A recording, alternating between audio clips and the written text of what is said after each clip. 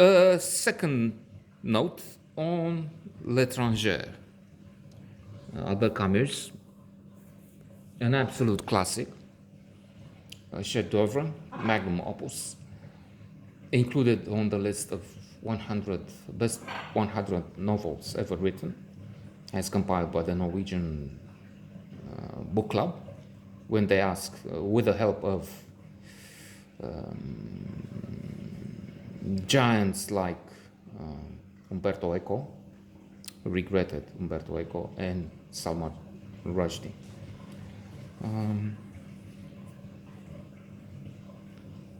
The book that has been read to me, and was an audiobook format, has an addition, an interview with someone who talks about Camus, about the fact that he has abandoned the Communist Party, but he's been into that. That's regrettable, but there it is. The fact that the stranger is a rebel, l'étranger in the book, in the masterpiece, is maybe Albert Camus himself, but he denied that. He said it's someone else. But there are elements there that we can recognize from the profile of the author. A rebellion, a revolt against the church, against society as it is. We have manifest provocations. For instance, they refer to the fact that no white, no European has ever been sentenced to death for killing an Arab in Algeria, because that's where the action takes place. And more such details that throw a light on a stupendous book, really, which is about alienation, the disconnect from society, evident, highlighted by the title, L'étranger, stranger, opening with an extraordinary statement, ma mère est morte aujourd'hui ou hier, je ne sais pas. J'ai reçu un télégramme qui dit mère décédée, something like that. This is not a quote. I don't remember this by heart, but brutal, mesmerizing, shocking. They talk about the writing, blanc, coupé, cut. It's a more. I think they use in that interview a more severe term like hatchet. Using a hatchet, it has a tremendous impact. It's modern. It's without embellishments. It's not meandering into Proustian phrases. Let's say. I mean, Proust, the best writer ever for this reader. And à la recherche du temps perdu, the phrases sometimes go on for pages. This is not the case here. That they're severe and they hit readers, I guess. Termina. So we have this first part where l'enterrement, the burial of the mother, takes place, wherein he doesn't want to see the body. He doesn't know his mother's age, soixantaine.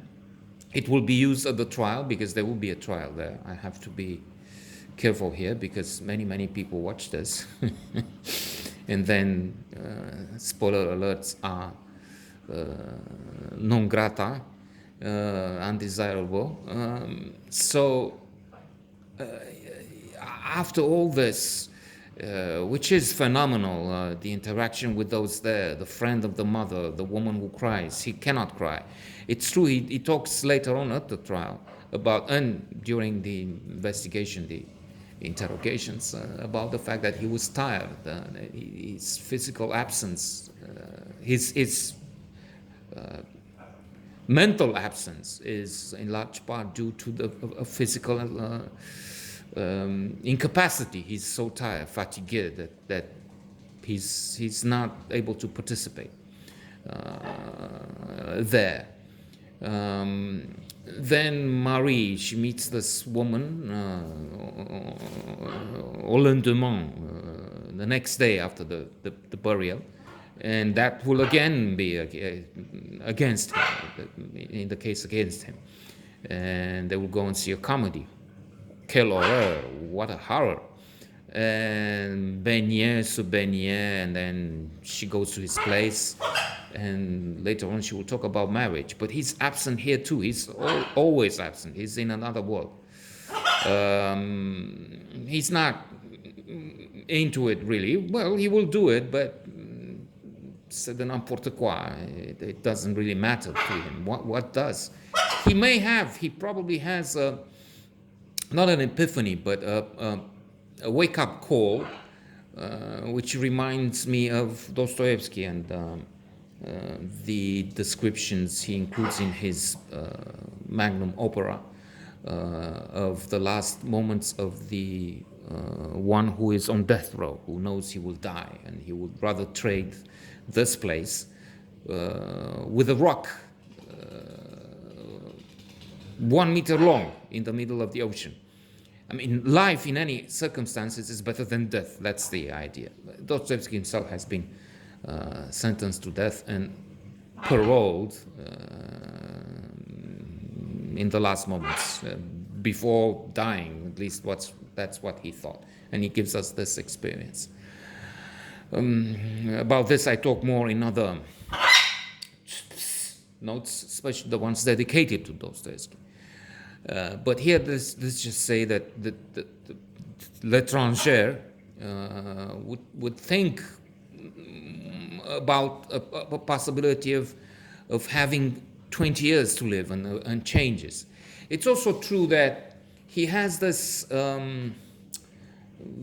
rebellion, and there's this priest who wants to be called père. Why? I mean, father. You're not my father. So he the hero, aka anti-hero, rebels against religion, against society, against anything, against the world, existence. And it's an overwhelming, magic, thought-provoking, deep book, an absolute classic, of course, one of the best, to repeat and emphasize that, one of the best 100 books ever written. And not because I say so, because people who know have established that.